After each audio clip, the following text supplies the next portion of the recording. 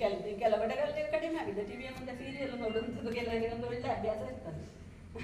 ನಿತ್ಯ ನಮ್ಮ ಎಷ್ಟು ಕೆಲಸ ಇದ್ರು ಸಹ ಆ ಸೀರಿಯಲ್ನ ಹೊತ್ತಿಗೆ ಆಗುವಾಗ ಅದೆಲ್ಲ ಮುಗಿತೋ ಇಲ್ವೋ ಅದ್ರ ಎದುರು ಕೂತ ಆಗ್ತದೆ.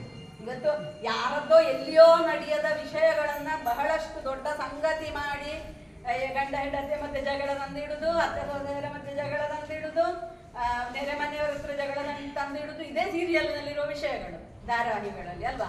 ಅದನ್ನು ನೋಡ್ಲಿಕ್ಕೆ ನಮಗೆ ಭಾರಿ ಮತ್ತೆ ಅದ್ರ ಬಗ್ಗೆ ಚರ್ಚೆಗಳು. ಆಗ ಅಂಚ ಅಂಡಿಗೆ ಅವಳು ಇನ್ನು ಇಂಚ ಅಂಡು ಎಲ್ಲ ನನ್ನದು ಅರ್ಥ ಹಾಕೊಂಡು ತೋಡು ಅಂತ ಅಲ್ವಾ. ಕೆಲವೊಂದು ಕಡೆಗಳಲ್ಲಿ ಅದು ಸಹ ನಡೀತದೆ. ಹಾಗಿರುವಾಗ ಅದೆಲ್ಲ ಒಂದು ಪರಿಧಿಯಲ್ಲಿ ನಾವಿವತ್ತು ಟಿವಿ ಅಥವಾ ಈ ದೃಶ್ಯ ಮಾಧ್ಯಮಗಳು ಶ್ರವಣ ಮಾಧ್ಯಮಗಳು ಉಂಟಲ್ಲ, ಅದು ಬೇಡ ಅಂತ ಹೇಳುವಂಥದ್ದಲ್ಲ, ಆದ್ರೆ ಒಂದು ಪರಿಧಿಯಲ್ಲಿ ಅದರಿಂದೆಲ್ಲ ಏನು ಗುಣ ಅಂತ ನಾನು ಹೇಳುವಂಥದ್ದು. ನಾವೇನು ನೋಡ್ತೇವೋ, ನಾವೇನು ನಮ್ಮ ತಲೆಗೆ ತಗೊಳ್ತೇವೆ ಅದೇ ನಾವು ಆಗ್ತೇವೆ. ಬೇಡ, ಒಳ್ಳೆ ವಿಚಾರಗಳನ್ನು ನೋಡುವ. ಇವತ್ತು ರಾಮಾಯಣ ಮಹಾಭಾರತದಂತಹ ಉತ್ತಮ ಧಾರಾವಾಹಿಗಳು ಬರ್ತವೆ. ನಮ್ಮ ಮನಸ್ಸನ್ನ ಯಾವ ರೀತಿಯಲ್ಲಿ ಸ್ಥಿಮಿತದಲ್ಲಿ ಇಡಬೇಕು ಅಂತ ಹೇಳುವಂತಹ ವಿಚಾರಗಳು ಸೋಷಿಯಲ್ ಮೀಡಿಯಾಗಳಲ್ಲಿ ಬರ್ತದೆ. ನಮ್ಮ ಸಮಾಜದ ಸುತ್ತಮುತ್ತ ಪಾಸಿಟಿವ್ ಆಗಿ ಥಿಂಕಿಂಗ್ ಮಾಡಿ ಧನಾತ್ಮಕ ಚಿಂತನೆಯೊಂದಿಗೆ ಎತ್ತರ ಏರಿದ ವ್ಯಕ್ತಿಗಳ ಬಗ್ಗೆ ಮಾಹಿತಿಗಳು ಬರ್ತದೆ. ನಾವು ಪರಿಸರ ಸಂರಕ್ಷಣೆಯಿಂದ ಯಾವ ರೀತಿಯಲ್ಲಿ ಮಾಡಬಹುದು, ಮಾಡಿ ಅದರಲ್ಲಿ ಯಶಸ್ವಿಯಾದ ವ್ಯಕ್ತಿಗಳು ಯಾರೆಲ್ಲ ಇದ್ದಾರೆ ಅಂತ ಹೇಳುವಂತಹ ಮಾಹಿತಿಗಳು ಇವತ್ತು ದೃಶ್ಯ ಮಾಧ್ಯಮಗಳಲ್ಲಿ ಬರ್ತದೆ. ಯಾಕೆ ನಾವು ಅಂಥದಕ್ಕೆ ಮನಸ್ಸು ತೋರಿಸುವುದಿಲ್ಲ ನೋಡ್ಲಿಕ್ಕೆ? ಅದು ನೋಡ್ಲಿಕ್ಕೆ ನಮಗೆ ಇಷ್ಟ ಇಲ್ಲ. ಅದು ಬದಲಾವಣೆ ಆಗ್ಲಿ, ಅಲ್ಲಿ ಬದಲಾವಣೆ ಆಗ್ಲಿ. ಇವತ್ತು ಮದ್ಯಕ್ಕೆ ಅಡಿಕ್ಟ್ ಆದಂತಹ ವ್ಯಕ್ತಿ ಅದರಿಂದ ಹೊರಗೆ ಬಂದು ಜೀವನವನ್ನ ಹೇಗೆ ಸುಂದರ ಬದುಕನ್ನು ಸಾಗಿಸ್ತಾ ಇದ್ದಾರೆ ಅಂತ ಹೇಳುವಂತಹ ವಿಷಯಗಳು ಇವತ್ತು ನಮ್ಮ ಬೆರಳಿನ ಒಂದು ತುದಿಯಿಂದ ಆ ಮೊಬೈಲ್ ಅಂತ ಹೇಳುವಂತಹ ಸಾಧನವನ್ನು ಓದಿದ್ರೆ ಅದರಲ್ಲಿ ಕಾಣ್ತದೆ. ಅದನ್ನು ಯಾಕೆ ನಾವಿವತ್ತು ಮಾದರಿಯಾಗಿ ತೆಗಿತಾ ಇಲ್ಲ? ಅದನ್ನು ಮಾದರಿಯಾಗಿ ತೆಗೆಯುವ, ತನ್ಮೂಲಕ ಅವರ ಹಾಗೆ ನಾವಾಗಬೇಕು ಅಂತ ಹೇಳುವಂತಹ ಒಂದು ಚಿಂತನೆಯನ್ನು ನಮ್ಮಲ್ಲಿ ಬೆಳೆಸಿ ನಾವು ಹಾಗೆ ಬದುಕಿ ತೋರಿಸುವ. ಆಗ ಸಮಾಜದಲ್ಲಿ ಬದಲಾವಣೆ ವ್ಯಕ್ತಿಯಿಂದ ಸಮಾಜಕ್ಕೆ ಆಗ್ತದೆ, ಸಮಾಜದಲ್ಲಿ ಬದಲಾವಣೆ ಗೋಚರಿಸ್ತದೆ.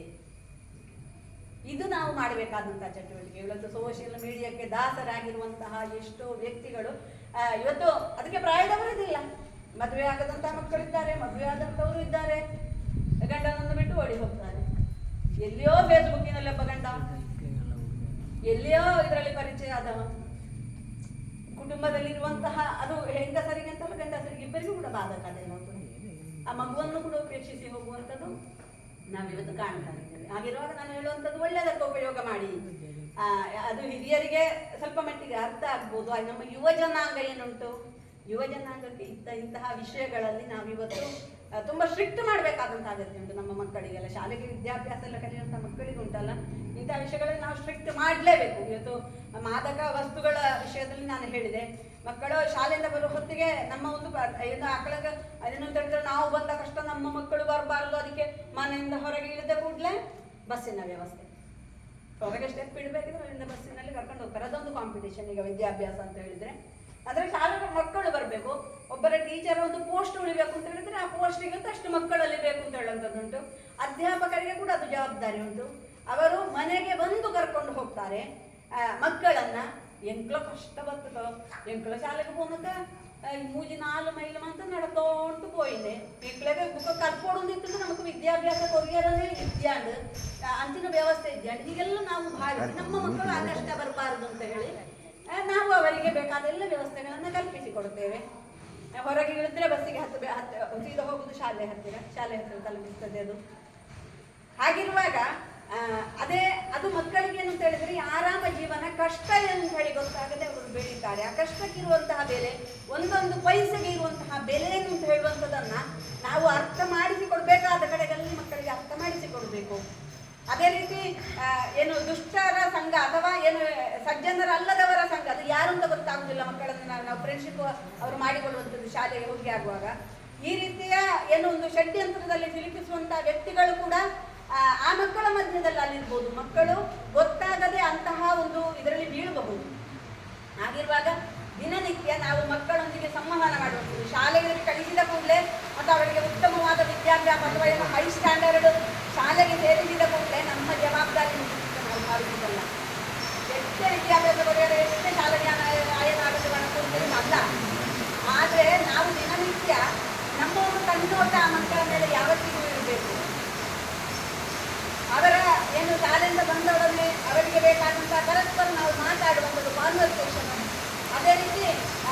ಏನು ಆ ಒಂದು ಪ್ರಾಯದಲ್ಲಿ ಅವರ ಜೀವನ ನಾವು ಚೆಕ್ ಮಾಡಬೇಕು, ಜಾಗಗಳನ್ನು ಚೆಕ್ ಮಾಡಬೇಕು, ನಾವು ನೋಡಬೇಕು ಅದರಲ್ಲಿ ಏನು ಉಂಟು ಅಂತ ಹೇಳುವಂಥದ್ದು. ಅಂದರೆ ಆ ಮಕ್ಕಳಿಗೆ ಕೂಡ ಆ ಒಂದು ಕೆಲವೊಂದು ಸಲ ಅದರ ಬಲೆಯಲ್ಲಿ ಬಿದ್ದರೆ ಅದರಿಂದ ಹೊರಗೆ ಬರೋದು ಹೇಗೆ ಅಂತ ನಮಗೆ ಗೊತ್ತಾಗೋದಿಲ್ಲ. ಆಗ ಮನೆಯಲ್ಲಿ ಹೇಳಿದರೆ ಎಲ್ಲಿ ಅಮ್ಮ ಅಪ್ಪ ಜೋರು ಮಾಡ್ತಾರೋ ಅಥವಾ ಹಿರಿಯರು ಜೋರು ಮಾಡ್ತಾರೋ ಅಂತ ಹೇಳಿದರೆ ಕೆಲವು ಮಕ್ಕಳು ಹೇಳುವುದಿಲ್ಲ ಅದನ್ನು. ಆಗಿರುವಾಗ ಅದನ್ನು ಕೂಡ ನಾವು ಮಾಡಬೇಕಾಗ್ತದೆ. ಅದೇ ರೀತಿ ಒಳ್ಳೆಯದು ಯಾವುದು ಕೆಟ್ಟದ್ದು ಯಾವುದು, ಎಷ್ಟು ಮೊಬೈಲ್ ಮಕ್ಕಳ ಕೈಯಲ್ಲಿ ಕೊಡಬೇಡಿ ಅಂತ ಹೇಳಿದ್ರೆ ಯಾವ ಮಕ್ಕಳು ಕೇಳುವುದಿಲ್ಲ. ಯಾಕಂದರೆ ಹಿರಿಯರು ಮೊಬೈಲ್ ಬಿಟ್ಟು ಇರುವುದಿಲ್ಲ ಅಲ್ಲ, ದೊಡ್ಡವರಿಗೆ ಮೊಬೈಲ್ ಬಿಟ್ಟು ನಿಮಗೆ ಗೊತ್ತಾಗುವುದಿಲ್ಲ ಅಲ್ಲ, ಆಗ ಮಕ್ಕಳು ಹೇಗೆ ಕೇಳ್ತಾರೆ ಅಂತ. ಹಾಗಿರುವಾಗ ಮಕ್ಕಳಿಗೆ ಅದರಲ್ಲಿ ಒಳ್ಳೆಯದು ಯಾವುದು ಕೆಟ್ಟದ್ದು ಯಾವುದು ಅಂತ ಹೇಳುವಂಥದ್ದು ಒಳ್ಳೆಯದು ನೋಡಲಿಕ್ಕೆ ನಾವು ಅರ್ಥ ಮಾಡಿಕೊಳ್ಳುವಂಥದ್ದು. ಅದೇ ರೀತಿ ಒಂದಿಷ್ಟು ಸಮಯ ನಿಗದಿ ಮಾಡಿ ಈ ಹೊತ್ತಿಗೆ ಮಾತ್ರ ನೀವು ನೋಡಬೇಕು, ಬಾಕಿ ಇದ್ದಲ್ಲಿ ಶಾಲೆಯ ಚಟುವಟಿಕೆಗಳು, ಆಟ ಪಾಠಗಳು, ಅದೇ ರೀತಿ ಪ್ರಕೃತಿಯೊಂದಿಗಿನ ಒಡನಾಟ. ಬಿಡಿ ಮಕ್ಕಳನ್ನು ಹೊರಗೆ ಹೋಗಲಿಕ್ಕೆ ಬಿಡಿ, ಅವರ ಕಾಯಿಗೆ ಮಣ್ಣಾಗ್ತದೆ, ಗಿರಿಂಗಿ ಏನು ಬೇಸರಾಗ್ತದೆ, ಅಥವಾ ಅವರನ್ನು ಮಳೆಯಲ್ಲಿ ಒದ್ದೆ ಆಗ್ತಾರೆ, ಆಯದು ನೀರಿಗೆ ತಗೊಂಡು ಅಥವಾ ನೀರು ಹಾಕೊಂಡು ನೀರು ಬರ್ಕೊಂಡು. ಯಾಕೆಂತ ಹೇಳಿದ್ರೆ ಮಕ್ಕಳಿಗೆ ಪ್ರಕೃತಿಯೊಂದಿಗೆ ನಾವು ಬೆಳೀಲಿಕ್ಕೆ ಬಿಡದಿದ್ರೆ ಮಕ್ಕಳಿಗೆ ರೋಗ ನಿರೋಧಕ ಶಕ್ತಿ ಬರುವುದಿಲ್ಲ, ತನ್ನಷ್ಟಕ್ಕೆ ಬರ್ತದೆ, ಬೆಳೀತದೆ ಮಕ್ಕಳಲ್ಲಿ. ನಾವು ಆ ರೀತಿಯ ವಾತಾವರಣದಲ್ಲಿ ಮಕ್ಕಳನ್ನು ಬೆಳೆದಿದ್ರೆ ಮಾತ್ರ ಮಕ್ಕಳು ಆ ರೀತಿಯಲ್ಲಿ ಬೆಳೀತಾರೆ. ಇವತ್ತು ಹಳ್ಳಿಯಲ್ಲೆಲ್ಲ ನಮಗೆ ಅಂಥ ಅವಕಾಶಗಳು ಉಂಟು. ಪೇಟೆ ಪಟ್ಟಣದಲ್ಲಿ ಇವತ್ತೇನು ಒಂದಿಷ್ಟು ಎರಡು ರೂಮಿನ ಮನೆಯಲ್ಲಿ ಇರುವಂಥದ್ದು ಅಂಥ ಅವಕಾಶಗಳು ಇರುವುದಿಲ್ಲ ಅವರಿಗೆ. ಆದರೂ ಕೂಡ ಹಳ್ಳಿಗೆ ಬರುವಾಗ ಆ ಮಗುವಿಗೆ ಆ ಪ್ರಕೃತಿಯ ವೀಕ್ಷಣೆ, ಸೌಂದರ್ಯ ಅದೆಲ್ಲವೂ ಕೂಡ ಆ ಮಗುವಿನ ಮನಸ್ಸನ್ನು ಅರಳಿಸ್ತದೆ, ಸಂತೋಷಗೊಳಿಸ್ತದೆ. ಆಗಿರುವಾಗ ಅದಕ್ಕೆ ಹೇಳುವಂಥದ್ದು ಇವತ್ತು ಪರಿಸರ ಸಂರಕ್ಷಣೆ, ಅದೇ ರೀತಿ ಮನುಷ್ಯ ಹಾಗೂ ಪ್ರಕೃತಿಯ ಒಡನಾಟ ಅಂತ ಹೇಳುವಂಥದ್ದು ಉಂಟಲ್ಲ, ಅದು ಇದ್ರೆ ಮಾತ್ರ ಮನುಷ್ಯನ ಮಾನಸಿಕ ಸ್ಥಿತಿ ಕೂಡ ಯಾವತ್ತಿಗೂ ಕೂಡ ಕಂಟ್ರೋಲಲ್ಲಿ ಇರ್ತದೆ. ಅಂತಹ ಕೆಟ್ಟ ಭಾವನೆಗಳಂತಹ ಕೆಟ್ಟ ಇದಕ್ಕೆ ದುಶ್ಚಟಗಳಿಗೆ ಮನುಷ್ಯ ದಾಸನಾಗುವುದಿಲ್ಲ. ಆ ರೀತಿಯ ಒಂದು ವಾತಾವರಣವನ್ನು ನಾವು ಸೃಷ್ಟಿಸಬೇಕು. ಆ ರೀತಿಯ ನಮ್ಮ ಜೀವನ ಪದ್ಧತಿಯತ್ತ ನಾವು ಸಾಗಬೇಕು. ಏನು ವಿದ್ಯಾಭ್ಯಾಸ, ಇವತ್ತು ನಾವೆಲ್ಲ ತುಂಬ ಕಲ್ತವ್ರು, ನನಗೆಲ್ಲ ಗೊತ್ತುಂಟು ಅಂತ ಹೇಳುವಂಥ ವ್ಯಕ್ತಿಗಳಿಗೆ ಕೂಡ ಇವತ್ತು ಜೀವನ ಅಂತ ಹೇಳುವಂಥದ್ದು ಕೊಟ್ಟಂತಹ ಏನು ಪೆಟ್ಟು ಉಂಟಲ್ಲ, ಇವತ್ತು ಕೊರೋನಾ ಅಂತ ಮಹಾಮಾರಿ ಬಂತು, ಅಥವಾ ನಿರಂತರವಾಗಿ ಬರುವಂಥ ಅಸೌಖ್ಯಗಳು, ಇವತ್ತು BP, ಶುಗರ್ ಅದೆಲ್ಲ ಮೊದಲೆಲ್ಲ ಒಂದು ಸಂಗತಿ, ಈಗೆಲ್ಲ ಇಲ್ಲದ ವ್ಯಕ್ತಿ ಇಲ್ಲ.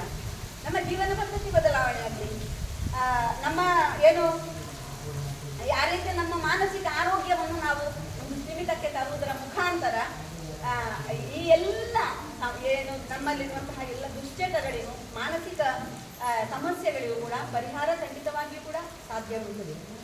ಅದೇ ರೀತಿ ಇವತ್ತು ನಿಯಮದ ಕಡೆಗೆ ಹೋಗುವುದಾದರೆ ನಾನು ಇವತ್ತು ಹೇಳುವಂಥದ್ದು, ಇವತ್ತು ಮದ್ಯ ಅಥವಾ ಅದೊಂದು ಏನು ಅಂತ ಹೇಳಿದರೆ ಕೌಟುಂಬಿಕ ಹಿಂಸೆಯ ಒಂದು ಭಾಗವಾಗಿ ನಾವು ಅದನ್ನು ತಗೊಳ್ಬಹುದು. ಇವತ್ತು ಮನೆಗಳಲ್ಲಿ ಒಂದು ಮದ್ಯಪಾನ ಮಾಡುವಂತಹ ಒಬ್ಬ ವ್ಯಕ್ತಿ ಆ ದುಶ್ಚಟಗಳಿಗೆ ದಾಸನಾಗಿ ಅದರಿಂದ ಹೊರಗೇ ಬರದೆ ಕುಟುಂಬವನ್ನು, ನಮ್ಮ ಮನೆಯಲ್ಲಿರುವಂತಹ ಏನು ಮಹಿಳೆಯರನ್ನು ಇರ್ಬೋದು, ಹೆಂಡತಿಯನ್ನು ಇರ್ಬೋದು, ಮಕ್ಕಳನ್ನು ಇರ್ಬೋದು, ಉಪವಾಸ ಹಾಕುವಂಥದ್ದು, ಬಡಿಯೋದು ಮಾಡುವಂಥದ್ದು, ಆ ರೀತಿಯ ಕಿರುಕುಳ ಕೊಡುವಂಥದ್ದು ಇದ್ದಲ್ಲಿ ಕೂಡ ಉಚಿತವಾಗಿ ಕಾನೂನು ಸಹಾಯ ಕೊಡುವಂತಹ ವ್ಯವಸ್ಥೆಗಳು ಕೂಡ ನಮ್ಮ ಸರ್ಕಾರದಲ್ಲಿ ಮಾಡಿದೆ.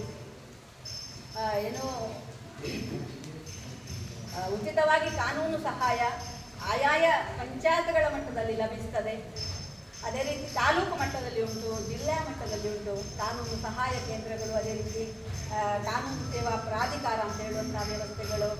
ಅದೇ ಏನು ಅದಕ್ಕೆ ಸಂಬಂಧಪಟ್ಟಂತಹ ವ್ಯಕ್ತಿಗಳನ್ನು ನಾವು ಕಾಂಟ್ಯಾಕ್ಟ್ ಆಗಿ ಅವರನ್ನು ಸಂಪರ್ಕಿಸಿ ನಮ್ಮ ಸಮಸ್ಯೆಗಳನ್ನು ಹೇಳಬಹುದು. ಆ ಪರಿಹಾರಕ್ಕಾಗಿ ದೂರುಗಳನ್ನು ಕೊಡ್ಬೋದು. ಅಂದರೆ ಅದೊಂದು ಹಂತದಲ್ಲಿ ಪರಿಹಾರವೇ ಆಗದೇ ಇಲ್ಲ ಅಂತ ಹೇಳುವಂಥ ಸಂದರ್ಭದಲ್ಲಿ ಪರಿಹಾರಕ್ಕಾಗಿ ನಾವು ದೂರುಗಳನ್ನು ಕೂಡ ಕೊಡ್ಬೋದು. ಅದು ಉಚಿತವಾಗಿ ಆಗಿರ್ತದೆ ನಿಮಗೆ ಸಿಗುವಂಥದ್ದು. ಕೌನ್ಸಿಲಿಂಗ್ಗಳು ನಡೀತದೆ ಅಲ್ಲಿ ಉಚಿತವಾಗಿ. ಪ್ರತಿ ತಿಂಗಳ 2ನೇ ಶನಿವಾರ ಇದರ ಬಗ್ಗೆ ಇರುವಂತಹ ಸಿಟ್ಟಿಂಗ್ಗಳು, ಅದಾಲತ್ಗಳು ಕಾನೂನು ಸೇವಾ ಪ್ರಾಧಿಕಾರದಲ್ಲಿ ನಡೀತದೆ. ಅಲ್ಲಿ ನೀವು ಎರಡು ಭಾಗದವರು ಕೂಡ ಪರಸ್ಪರ ಮಾತುಕತೆ ಮಾಡುವಂಥದ್ದು, ಸಂಬಂಧಪಟ್ಟಂತಹ ವಿದಗ್ಧರ ಎದುರಿನಲ್ಲಿ ಪರಸ್ಪರ ಒಪ್ಪಂದ ಮಾಡುವಂಥದ್ದು, ಇದೆಲ್ಲವೂ ಕೂಡ ಇವತ್ತು ಅಂದರೆ ಒಂದು ಹಂತದಲ್ಲಿ ನಾವು ನಿಭಾಯಿಸಲಿಕ್ಕೆ ಸಾಧ್ಯವಾಗುವುದಿಲ್ಲ ಅಂತ ಹೇಳುವ ಹೊತ್ತಿಗೆ ಮನುಷ್ಯ ಯಾವುದಾದ್ರೂ ಒಂದು ಬದಲಾವಣೆಯನ್ನು ನೋಡಲೇಬೇಕಾಗ್ತದೆ. ಅಂತಹ ಸಂದರ್ಭದಲ್ಲಿ ನಾವಿವತ್ತು ಇಂತಹ ಸಹಾಯ ಕೇಂದ್ರಗಳ ಮೊರೆ ಹೋಗಬಹುದು. ತನ್ಮೂಲಕ ಎಷ್ಟೋ ಪರಿಹಾರ ಆಗಿ ಒಳ್ಳೆಯ ಒಂದು ಜೀವನ ನಡೆಸುವಂತಹ ಕುಟುಂಬಗಳು ನಮ್ಮ ಕಣ್ಣ ಮುಂದೆ ಉಂಟು ಈಗಲೂ ಕೂಡ. ಹಾಗಿರುವಾಗ ಅಂತಹ ಬದಲಾವಣೆಗಳು ಕೂಡ ಸಾಧ್ಯ. ಒಂದು ವೇಳೆ ಪರಸ್ಪರ ಮಾತುಕತೆಯ ಮುಖಾಂತರ ಅಥವಾ ಅಂಥ ಶಿಬಿರಗಳಲ್ಲಿ ಭಾಗವಹಿಸಿ ಕೂಡ ಪರಿಹಾರ ಆಗುವುದಿಲ್ಲ ಅಂತ ಹೇಳುವಂತಹ ಸಂದರ್ಭದಲ್ಲಿ ಬೇರ್ಪಡಿಕೆಗೋಸ್ಕರ ಇವತ್ತು ಉಚಿತವಾಗಿ ವಕೀಲರ ನೇಮಕಾತಿ ಕೂಡ ಕಾನೂನು ಸೇವಾ ಪ್ರಾಧಿಕಾರದ ಮುಖಾಂತರ ನಿಮಗೆ ಲಭಿಸ್ತದೆ. ಅವರಿಗೆ ಕೊಡುವಂತಹ ಫೀಸನ್ನು ಸರ್ಕಾರವೇ ಕೊಡುವಂತಹ ವ್ಯವಸ್ಥೆ ಉಂಟು. ಇದೆಲ್ಲವೂ ಕೂಡ ನನಗೆ ಗೊತ್ತಿರಬೇಕಾದಂಥ ವಿಷಯಗಳು. ನೀವು ತಿಳಿದುಕೊಳ್ಳಿ, ನಿಮ್ಮ ಹತ್ತಿರದವರಿಗೂ ಇಂತಹ ಸಮಸ್ಯೆಗಳಿದ್ದಲ್ಲಿ ಅವರಿಗೆ ಹೇಳಿ ಅಂತ ಮಾತ್ರ ಈ ಸಂದರ್ಭದಲ್ಲಿ ಹೇಳ್ತಾ, ಈಗಾಗಲೇ ಸಮಯ ಮೀರಿದೆ. ನನಗೆ ಕೊಟ್ಟಂತಹ ಸಮಯ ಕಡಿಮೆ ಅಂತ ಕಾಣ್ತದೆ. ಇವರು ಯಾರು ಅಂತ ಮಾತಾಡುವುದಿಲ್ಲ ಅದನ್ನು. ವಿಷಯಗಳು ಬಹಳಷ್ಟು ಹೇಳಿಕೊಂಡು ಹೋದರೆ ಹಾಗಿರುವಾಗ ಇವೆಲ್ಲವೂ ಕೂಡ ಎಷ್ಟನ್ನು ನಾವು ತಗೊಳ್ತೇವೆ, ನಾವೆಷ್ಟು ನಮ್ಮ ಜೀವನದಲ್ಲಿ ಅಳವಡಿಸ್ತೇವೆ ಅಂತ ಹೇಳಿ ಮಾತ್ರ ಇರುವಂಥದ್ದು. ಬದಲಾವಣೆ ಅಂತ ಹೇಳುವಂಥದ್ದು ಪರಿಸರ ಸಂರಕ್ಷಣೆ ಇರ್ಬೋದು ಅಥವಾ ಮಾನಸಿಕ ದುಶ್ಚಟಗಳು ಇರ್ಬೋದು. ಇದೆಲ್ಲವೂ ಕೂಡ ನಮ್ಮಿಂದ ಬದಲಾವಣೆ ಆಗಬೇಕು, ನಾವು ಆಗಬೇಕು ಅಂತ ಹೇಳುವಂಥ ಒಂದು ತೀರ್ಮಾನ ನಮ್ಮ ಮನಸ್ಸಿನಲ್ಲಿ ಬಂದರೆ ಬದಲಾವಣೆ ತನ್ನಿಂದ ತಾನೇ ಆಗ್ತದೆ. ಅಂಥವರು ನಾವೆಲ್ಲರೂ ಆಗುವಂಥ ಮಾತ್ರ ಈ ಸಂದರ್ಭದಲ್ಲಿ ಹೇಳ್ತಾ, ಈಗಲೇ ವಾರ್ಷಿಕ ನಿನ್ನೆ ಕರೆಯುವಾಗ ನಾನು ಹೇಳಿದ್ದೆ ಇದೊಂದು ಮಾತು.